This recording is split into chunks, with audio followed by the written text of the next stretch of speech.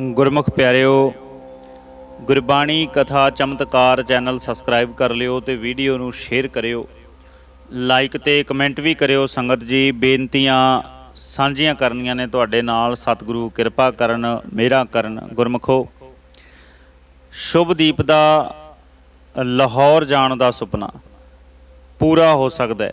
ते प्यारिओ, बेनती जिहड़ी है मैं साझी करनी है कि पुनर जन्म हो सकता है। कुछ बेनतियां ने खास करके तुहाडे नाल साझियां करनियां ने। सो सारियां दा सब तो पहला धन्नवाद। फिर आपां विचार शुरू करते हैं। फतेह बुलाओ, आखो वाहिगुरू जी का खालसा, वाहिगुरू जी की फतेह।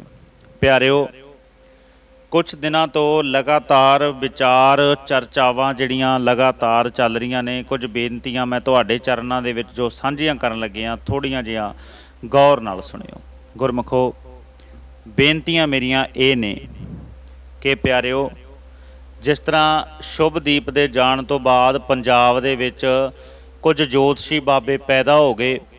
कुछ लोगों ने आपो अपनियां दुकानदारियां खोल लियां सोशल मीडिया ते उहदी मौत दे उपर लोगों ने चंगी तरह फेम खट्टिया। मैं उन्हां लोगों की बेनती करन जा रहा। जोतशी बने हुए ने लोग।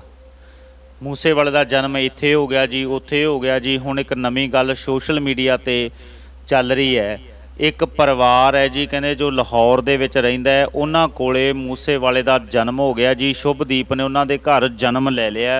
ये सब तो वड्डी खबर है जी, हुण सामने आ रही है। तो मैं उस मुंडे नूं पुछया कि तुसीं जाके देख के आए हो? कहंदा ना जी, सुनिया ही है। तो कई बंदियां नूं मैं पुछया भी तुसीं वेख के आए हो? कहंदा ना ना जी, सुनिया ही है। ये गल सामने आ रही है, पर फिलहाल मैं इस गल दे नाल सहमत नहीं हाँ। इस गल दे नाल मैं बिल्कुल भी सहमत नहीं हाँ। मैं क्यों सहमत नहीं? मैं इस करके सहमत नहीं हाँ क्योंकि ये गल साडे विच जो प्रचलित की जा रही है, ये अपने आप लई है, किसे लई नहीं। इस गल नाल किसे नूं लाभ नहीं है, तो इस गल नाल नुकसान ही नुकसान है। ये गल याद रखियो। जिन्ना असी झूठ बोलांगे उन्ना ही साडे अंदर दी कूड़ बिरती बाहर आउंदी जाऊगी। इस गल नूं याद रखियो। तो मैं ये गल साफ कर देनी चाहुंदा कि आपू बने विद्वान, आपू बने जोतशी साडे देश लई उन्ने ही खतरनाक ने जिन्ने के आधुनिक हथियार चले ते बंदा मारन ते घातक मन्ने जाते हैं। ये लोग भी उन्ने ही खतरनाक ने। मेरी इस गल नूं याद रखियो। गुरमुखो, उहदा सुपना सी उस मुंडे दा, नौजवान दा, कि लाहौर जावां, पाकिस्तान जावां, पर कुछ कारण रहे वो गया नहीं। हुण उसे गल नूं उहदी इंटरव्यू किसी ने सुन ली कि उहदी यह इच्छा सी, पर उही गल नूं ना हुण वार वार घुमा रहे ने। कहंदे जी उहने लाहौर जाना सी, उहने लाहौर दे विच ही उहदा जन्म होऊगा जी। ये भविखबाणी है जी, उन्हें अपने आप कीती सी कि मैं लाहौर जाना है। तो कहते जी हुण मरण तो बाद वो लाहौर दे विच जन्म लएगा। कुछ लोगों के वल्लों ये गल प्रचारी जा रही है, जिहड़ी कि बेहद शर्मनाक गल है। सानू की पता है? एक गल मैं पहलां भी तुहाडे नाल साझी कीती सी कि मूसेवाला स्वर्गां दे विच चला गया। गल प्रचारी जा रही है। फिलहाल इस गल दे विच सच्चाई कोई नहीं, इस गल दे विचों निकलना कख भी नहीं, पर यह गल प्रचारी जा रही है। वड्डे तौर ते वड्डे पद्धर ते ये गल प्रचारी जा रही है। सानू इस गल दे उपर अपनी सहमति जिहड़ी है नहीं बनाउणी चाहीदी। असीं अपने वल्लों श्योर नहीं हो सकते कि वह स्वर्गां च गया है, कित्थे गया है, की होया। विछड़ी रूह जिहड़ी है संसार दे विचों, उहदा की पता है किधर नूं जाना हो गया, मालक कित्थे लै गया, अज तक किसी ने वेखिया।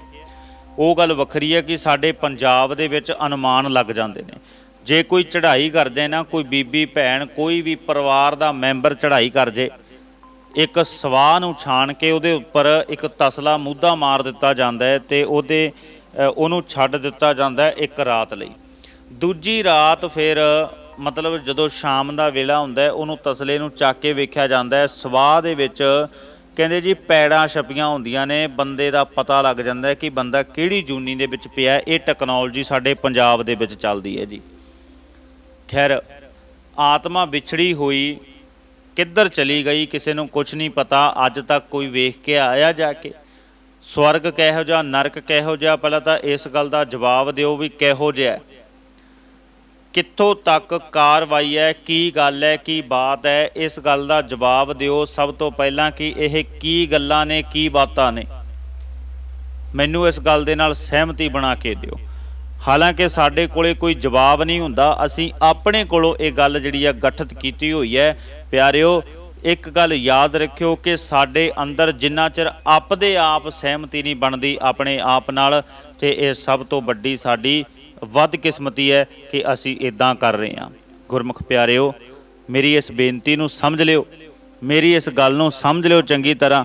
ਗੁਰਮੁਖੋ, ਕਿਸੇ ਨੂੰ ਇਦਾਂ ਭੰਡਣਾ ਉਹਦੀ ਮਿੱਟੀ ਪੁੱਟਣ ਦੇ ਬਰਾਬਰ ਹੈ। ਯਾਦ ਰੱਖਿਓ, ਜਿਉਂਦੇ ਜੀ ਵੀ ਲੋਕਾਂ ਨੇ, ਕਈਆਂ ਨੇ ਮਿੱਟੀ ਪੁੱਟੀ ਹੋਣੀ ਹੈ, ਪਰ ਅੱਜ ਉਹਦੇ ਮਰਨ ਤੋਂ ਬਾਅਦ ਵੀ ਇਹ ਝੂਠੀਆਂ ਵਾਇਰਲ ਖਬਰਾਂ ਕਰਕੇ, ਅਫਵਾਹਾਂ ਫੈਲਾ ਕੇ ਜਿਹੜੀਆਂ ਇਹ ਕਾਰਜਕਾਰੀਆਂ ਅਸੀਂ ਤੋਰੀਆਂ ਹੋਈਆਂ ਨੇ ਨਾ, ਇਹ ਵੀ ਬਹੁਤ ਖਤਰਨਾਕ ਨੇ, ਸਾਨੂੰ ਬਹੁਤ ਦੁੱਖ ਦੇਣਗੀਆਂ। ਬਸ ਇਹ ਗੱਲ ਯਾਦ ਰੱਖਿਓ, ਮੇਰੀ ਇਹ ਗੱਲ ਯਾਦ ਰੱਖਿਓ। ਗੁਰਮੁਖੋ, ਜੇ ਅਸੀਂ ਅੱਜ ਮੰਨ ਰਹੇ ਹਾਂ ਨਾ ਕਿ ਵਿਛੜੀ ਰੂਹ ਉਧਰ ਚਲੀ ਗਈ ਜੀ, ਲਾਹੌਰ ਦੇ ਵਿੱਚ ਚਲੀ ਗਈ, ਤੇ ਫਿਰ ਤੁਸੀਂ ਲਾਹੌਰ ਕਿਉਂ ਨਹੀਂ ਜਾਂਦੇ? ਲਾਹੌਰ ਜਾ ਕੇ ਵੇਖ ਕੇ ਕਿਉਂ ਨਹੀਂ ਆਉਂਦੇ? ਤੁਸੀਂ ਕਹਿੰਦੇ ਹੋ ਵੀ ਸਿੱਧੂ ਨੇ ਭਵਿੱਖਬਾਣੀ ਕੀਤੀ ਸੀ। ਤੁਹਾਡੀ ਗੱਲ ਨਾਲ ਮੈਂ ਸਹਿਮਤ ਹਾਂ ਕਿ ਭਵਿੱਖਬਾਣੀ ਹੋਊਗੀ। ਕਹਿੰਦੇ ਨੇ ਕਰਤਾ ਮੋਹ ਕਢਾਏ, ਕਹਿੰਦੇ ਪਾਤਸ਼ਾਹ ਆਪ ਮੁਖ ਤੋਂ ਕਢਾ ਲੈਂਦੇ ਨੇ ਬਚਨ। ਜੇ ਤੁਸੀਂ ਸ਼ਿਓਰ ਹੋ ਕਿ ਉਹਦਾ ਜਨਮ ਹੋ ਚੁੱਕਿਆ ਉੱਥੇ, ਫਿਰ ਤੁਸੀਂ ਜਾ ਕੇ ਉੱਥੇ ਮਿਲ ਕੇ ਆਓ, ਪਰਿਵਾਰ ਦੇ ਨਾਲ ਗੱਲ ਕਰਕੇ ਆਓ। ਤੁਸੀਂ ਕਿਉਂ ਨਹੀਂ ਜਾਂਦੇ? ਇੱਥੇ ਪੰਜਾਬ ਵਿੱਚ ਕਿਉਂ ਬੈਠੇ ਹੋ? ਪਾਕਿਸਤਾਨ ਦੇ ਵੀਜ਼ੇ ਤੋਂ ਡਰਦੇ ਨੇ। ਇੱਕ ਗੱਲ ਮੈਂ ਇੱਥੇ ਹੋਰ ਸਾਂਝੀ ਕਰਦਾ, ਕਹਿੰਦੇ ਜੀ ਜਿਹਦੇ ਪਾਸਪੋਰਟ 'ਤੇ ਪਾਕਿਸਤਾਨ ਦਾ ਵੀਜ਼ਾ ਲੱਗਦੇ, ਉਹਨੂੰ ਕਿਸੇ ਦੇਸ਼ ਦਾ ਹੋਰ ਵੀਜ਼ਾ ਨਹੀਂ ਮਿਲਦਾ। ਹਾਲਾਂਕਿ ਇਸ ਗੱਲ ਦੇ ਵਿੱਚ ਕਿੰਨੀ ਕੁ ਸੱਚਾਈ ਹੈ, ਕਿੰਨੀ ਕੁ ਝੁਠਲਾਈ ਹੈ, ਮੈਨੂੰ ਉਸ ਗੱਲ ਦਾ ਨਹੀਂ ਪਤਾ, ਪਰ ਇਸ ਗੱਲ ਨੂੰ ਮੈਂ ਇੱਥੇ ਤਾਂ ਕੀਤਾ ਹੈ ਕਿਉਂਕਿ ਲੋਕ ਡਰਦੇ ਨੇ ਕਿ ਜੀ ਉੱਥੇ ਪਾਕਿਸਤਾਨ ਦਾ ਵੀਜ਼ਾ ਜੇ ਲੱਗ ਗਿਆ, ਕਿਸੇ ਹੋਰ ਕੰਟਰੀ ਦਾ ਵੀਜ਼ਾ ਨਹੀਂ ਮਿਲਦਾ। ਪਰ ਗੁਰਮੁਖੋ, ਜੇ ਪਿਆਰ ਹੈ ਨਾ, ਫਿਰ ਜ਼ਰੂਰ ਜਾ ਕੇ ਆਓ।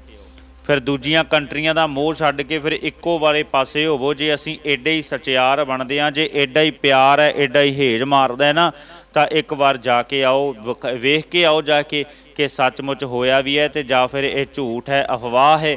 ਗੁਰਮੁਖੋ, ਐਵੇਂ ਘਰੇ ਬੈਠ ਕੇ ਗੱਲਾਂ ਮਾਰੀ ਜਾਣੀਆਂ, ਇਹ ਗੱਲ ਸਹੀ ਨਹੀਂ ਹੈ। ਇਸ ਗੱਲ ਦੇ ਨਾਲ ਮੈਂ ਬਿਲਕੁਲ ਵੀ ਸਹਿਮਤ ਨਹੀਂ ਹਾਂ, ਬਿਲਕੁਲ ਵੀ ਸਹਿਮਤ ਨਹੀਂ ਹਾਂ। ਗੁਰਮੁਖੋ, ਜਾ ਕੇ ਵੇਖ ਕੇ ਆਓ, ਗੱਲ ਵੇਖ ਕੇ ਆਓ ਪੂਰਾ।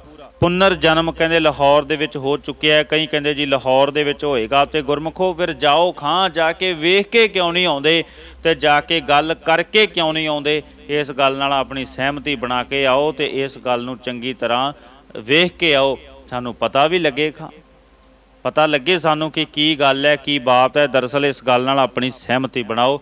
ਸੋ ਮੇਰੀ ਬੇਨਤੀ ਹੈ, ਝੂਠੀਆਂ ਅਫਵਾਹਾਂ, ਝੂਠੀਆਂ ਖਬਰਾਂ ਤੋਂ ਦੂਰ ਰਹੋ, ਸੱਚਾਈ ਦੇ ਨਾਲ ਜੁੜੋ, ਸੱਚ ਨੂੰ ਪ੍ਰਚਾਰੋ। ਤੁਸੀਂ ਵੀ ਸੁਖੀ ਤੇ ਲੋਕ ਵੀ ਸੁਖੀ। ਗੁਰਮੁਖੋ, ਮੇਰੀਆਂ ਇੰਨੀਆਂ ਕੁ ਬੇਨਤੀਆਂ ਪ੍ਰਵਾਨ ਕਰਿਓ ਜੀ। ਭੁੱਲ ਚੁੱਕ ਲਈ ਖਿਮਾ। ਵਾਹਿਗੁਰੂ ਜੀ ਕਾ ਖਾਲਸਾ, ਵਾਹਿਗੁਰੂ ਜੀ ਕੀ ਫਤਿਹ।